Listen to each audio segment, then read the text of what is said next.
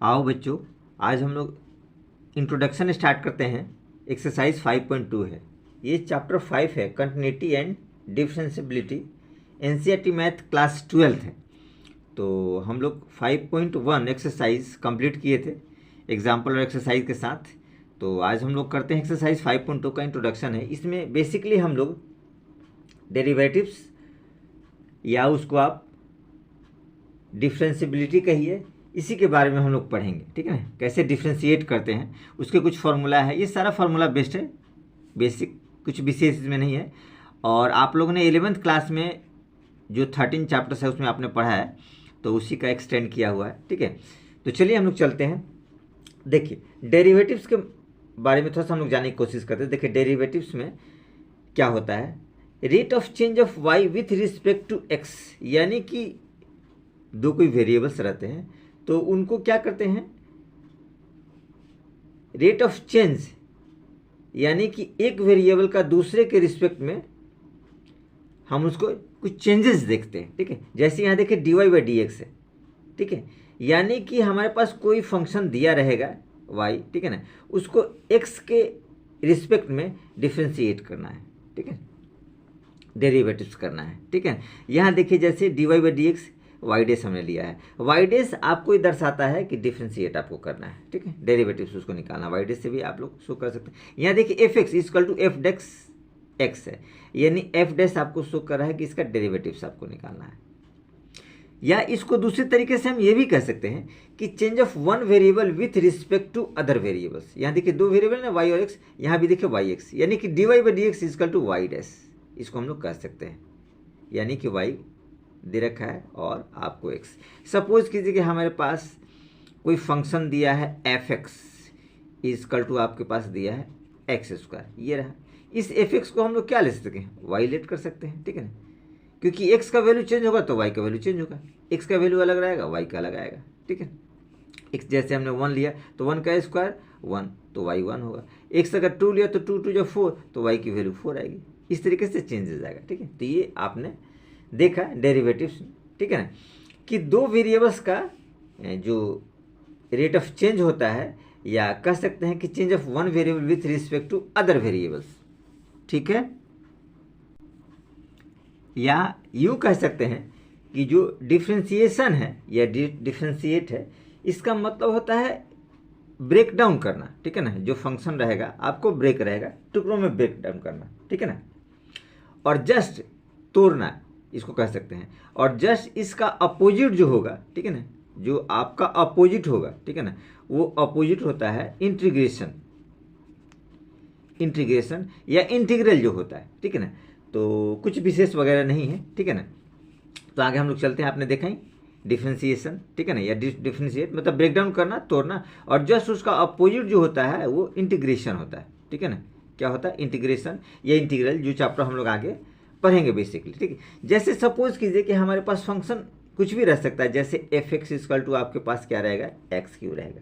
ठीक है, या मान लीजिए कुछ दूसरा फंक्शन रहेगा, एफ एक्स बराबर कॉस एक्स रहेगा। ठीक है ना, या आप मान लीजिए कुछ अलग फंक्शन रहेगा, एफ एक्स इक्वल टू आपके पास x² + 2, इस तरीके से रहेगा। ठीक है ना, यानी कि आपको पोलिनोमियल्स हो सकता है। ठीक है ना, या आपको ज्योमेट्रिकल रह सकता है, ट्रिगोमेट्रिकल रह सकता है। ठीक है ना, या आपको अलजेब्रिक रह सकता है। ये फंक्शन किसी भी तरह से हो सकता है। ठीक है ना, इन सब को हम लोग क्या कर सकते हैं, वाई लेट कर सकते हैं। ठीक है ना, तो हमको सॉर्ट आउट करने में आसानी रहेगा, कुछ विशेष वगैरह इसमें नहीं है। अब थोड़ा सा आगे हम लोग बढ़ने की कोशिश करते हैं, देखते हैं। जैसे सपोज कीजिए कि हमारे पास कोई एक फंक्शन है। ठीक है ना, सपोज कीजिए कि हमने एक फंक्शन लिया, आपके पास f x equal to x³। ठीक है, तो आपको ऐसे समझिए कि इसका जो ये पार्ट आपका है, ठीक है ना, यानी पावर वाला पार्ट है, उसको हम आगे कर देते हैं। ठीक है, जैसे हमने आगे कर दिया, और इसी फंक्शन के इसी पावर में हमने -1 कर दिया, यानी कि 3x²।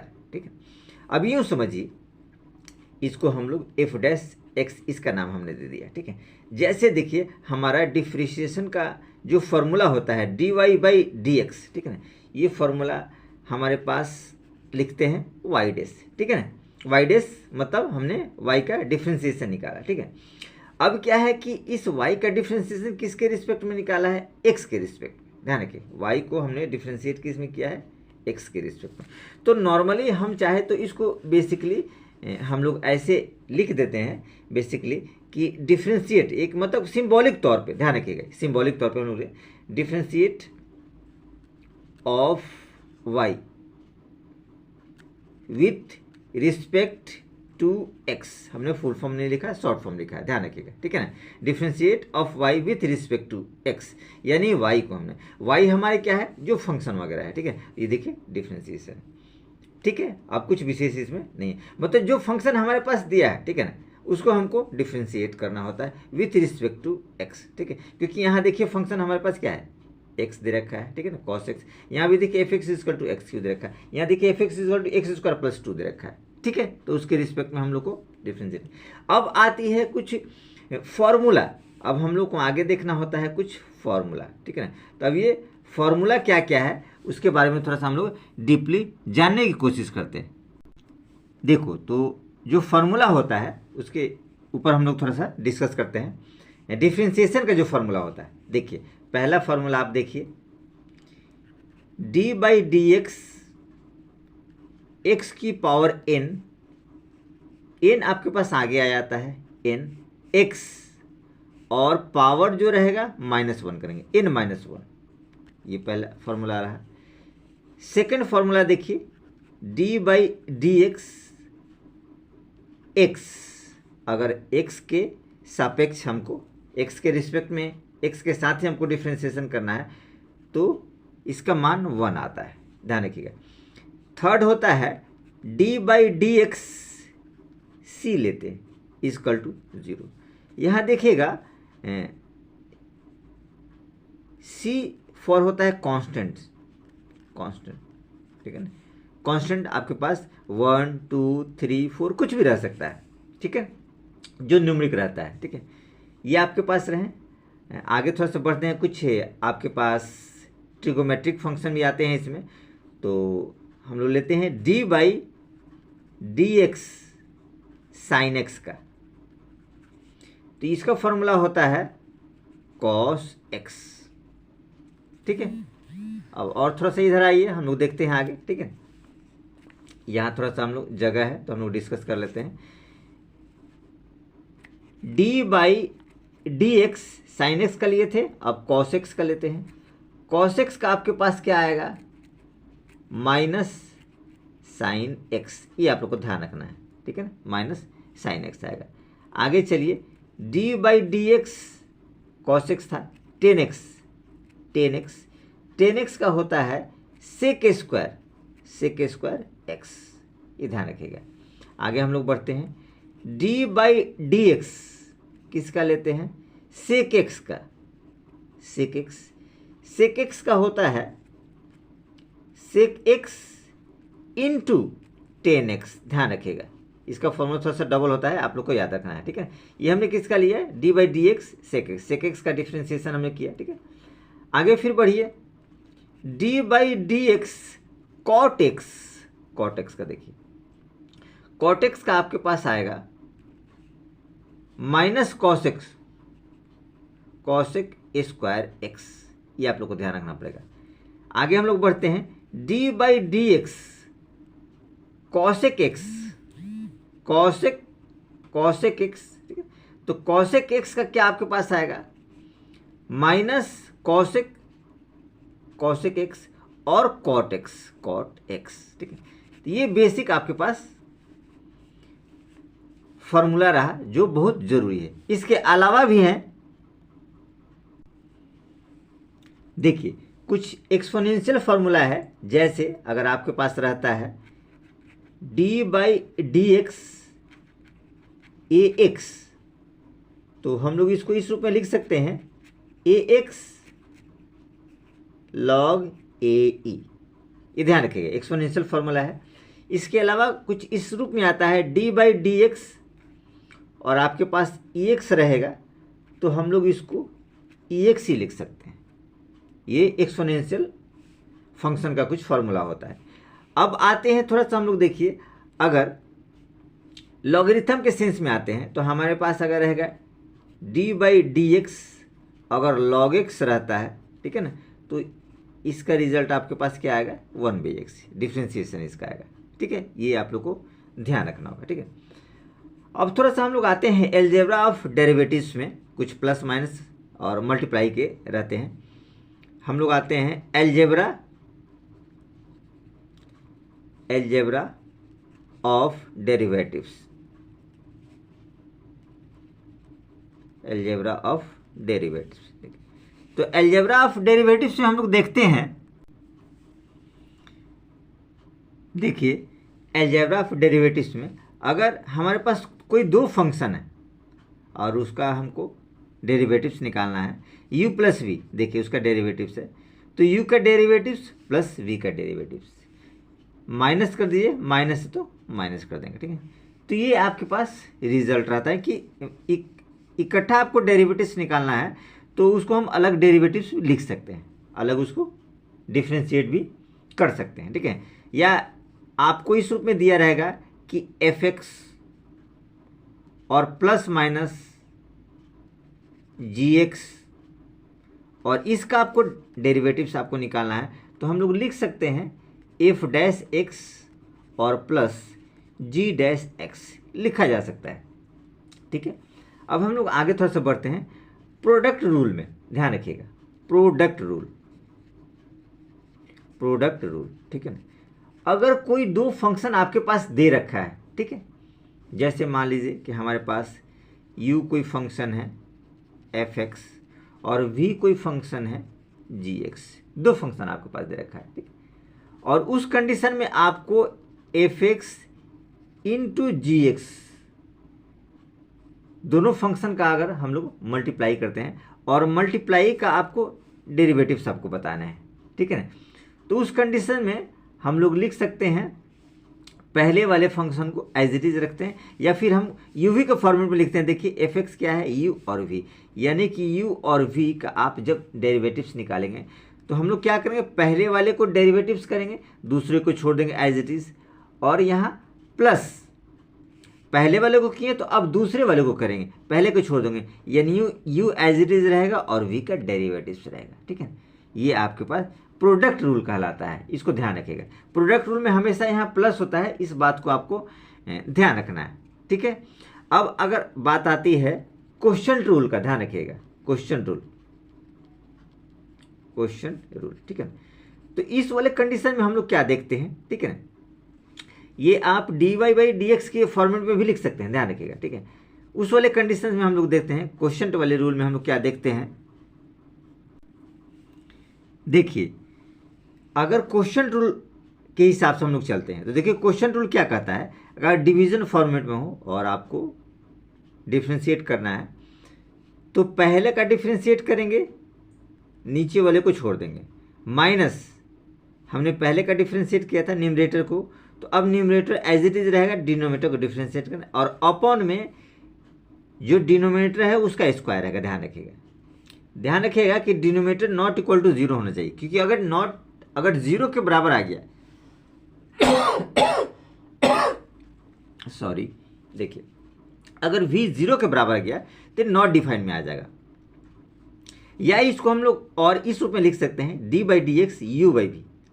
जब इसको डिफ्रेंशिएट करेंगे तो हमने आपको बताया कि न्यूमरेटर को करेंगे तो D by d x you, और v आपके पास v क्या रहेगा, एज इट इज रहेगा, ध्यान रखिएगा, माइनस हमने u को डिफ्रेंशिएट किया, अब v को करेंगे तो u एज इट इज रहेगा, यानी d by d x v, ध्यान रखिएगा, और अपॉन में आपके पास क्या हो जाएगा, वी स्क्वायर। आप इस रूप में किस रूप में भी लिखिए, कोई दिक्कत वाली बात नहीं, v नॉट इक्वल टू 0 आना चाहिए, ठीक है। तो ये आपके क्या था, क्वेश्चन रूल था, कुछ इसमें विशेष वगैरह नहीं है, ठीक है। अब देखिए थोड़ा सा हम लोग आगे बढ़ते हैं, देखते हैं चैन रूल। देखिए चैन रूल, ठीक है ना, चैन रूल कहने से पता चलता है कि इसमें 2-3 तरह का फंक्शन होगा, ध्यान रखिएगा। चैन रूल में मोस्टली क्या होता है, कंपोजिट फंक्शन होता है, ध्यान रखिएगा, क्या होता है, कंपोजिट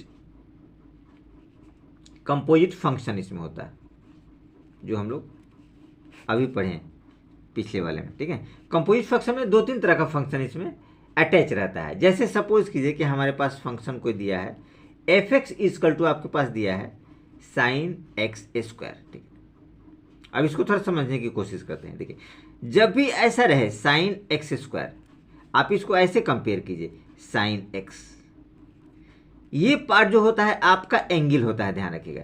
तो नॉर्मली ये पार्ट आपके पास क्या हो जाएगा, एंगल हो जाएगा। ठीक है, तो इस कंडीशंस में ये अलग होता है, ये अलग होता है, ध्यान रखिएगा। ठीक है, तो उस कंडीशन में हम इससे कुछ चाहे तो कुछ लेट वगैरह कर सकते हैं। जैसे सपोज कीजिए कि इस वाले कंडीशन में हमने let x square is equal to t हमने कर लिया। ठीक है, जब हम टी लेट कर लेंगे, देखिए इस वाले कंडीशन में जैसे हमने एक्स स्क्वायर को टी लेट कर लिया। ठीक है, तो ये कंडीशन हमारे पास क्या हो जाएगा, एफ एक्स जो हो जाएगा साइन टी हो जाएगा। इसको वाई भी आप मान सकते हैं। ठीक है, आप एज इट इज चाहें तो, और वाई बराबर साइन टी। ठीक है, अब गौर से देखिए, इसको हम लोग को डिफ्रेंशिएट करना है विथ रिस्पेक्ट टू एक्स, जो ओरिजिनल वाले फंक्शन रहते हैं उसके रिस्पेक्ट में हमको करना होता है। ठीक है, तो अब देखिए इसे कैसे करेंगे, हम लोग लिख सकते हैं d y by d x. ठीक है, तो d y by d x क्या हो जाएगा, ये देखिए कंडीशंस आपके पास, d by d x, y क्या दे रखा है, साइन टी दे रखा है। ठीक है, जब आगे बढ़ेंगे साइन टी का क्या होता है, कॉस टी होता है, डिफ्रेंसिएशन कॉस टी, ध्यान रखिएगा। लेकिन टी को भी फिर हमें डिफ्रेंशिएट करना है, यानी डी टी बाई आपके पास डी एक्स आएगा। फिर आगे बढ़िए, देखिए कॉस टी डी टी। ठीक है, टी क्या दे रखा है, एक्स स्क्वायर दे रखा है, यानी D by d x x square. ठीक है, तो ये कंडीशंस क्या आएगा, कॉस टी, और ये हो जाएगा टू, आगे आ जाएगा two x, two minus one one, तो पावर वन दे सकते हैं एज इट इज। यानी हम लोग इसे लिख सकते हैं। ठीक है ना, क्या लिख सकते हैं, टी का वैल्यू जब पुट करेंगे, टी क्या, एक्स स्क्वायर, यानी कि cos x square in two x, ये रिजल्ट हम लोग लिख सकते हैं। चाहे तो एज इट इज 2x को आगे भी लिख सकते हैं, ये रिजल्ट रहा है। इसको थोड़ा सा डायरेक्ट ऐसे समझने की कोशिश कीजिए चैन रूल के माध्यम से। अगर हमारे पास जो फंक्शन दिया था, और ऐसे समझिए y बराबर आपके पास क्या दिया था, साइन एक्स स्क्वायर, यही था, y के बदले एफ एक्स था। ठीक है, तो अगर दो अलग अलग जब हमने फंक्शन इसमें से सपोज हमने लेट कर लिया कि एक्स स्क्वायर इजकल टू 2, अगर हमने ये लेट कर लिया, तो उस कंडीशन में हमारे पास जो डिफरेंसेस बनेगा d y by d x, तो इसे ऐसे करेंगे d y by d t की पहली बार टी के रिस्पेक्ट में, और फिर d t by d x, इस कंडीशन में आएगा। अब देखिए d y by d t, यानी d y by d t में क्या आ जाएगा, आपके पास पहला कंडीशंस ये आ जाएगा, जो आपके पास साइन टी हो जाएगा। ठीक है, यानी क्या आ जाएगा, साइन टी, ये आप करेंगे D by d x D T, sorry ध्यान रखिए, डी बाई डी टी, ये साइन हो जाएगा, और ये आपके पास क्या आ जाएगा, देखिए D by d x T, T क्या है, एक्स स्क्वायर, इस वाले कंडीशन में। गौर से आगे थोड़ा सा बढ़िए, कुछ विशेष वगैरह इसमें नहीं है कि आपको प्रॉब्लम क्रिएट होगा। ठीक है, देखिए साइन टी का क्या हो जाएगा, कॉस टी, और D by d x x square क्या हो जाएगा, 2x, क्योंकि 2 माइनस 1 1 होता है। ठीक है ना, तो x की पावर 1 होगी। कॉस टी, जब t की वैल्यू पुट करेंगे तो t क्या है, एक्स स्क्वायर है, यानी कि cos x square into 2x, ये रिजल्ट आया। तो ये आपका चेन रूल होता है और कुछ विशेष नहीं। ये सारी चीज़ हम लोग इस 5.2 एक्सरसाइज में पढ़ेंगे। ये सब कॉन्सेप्ट आपके क्लियर रहेंगे तो आपको बेसिकली आगे बढ़ने में काफ़ी हेल्प मिलेगा। ठीक है।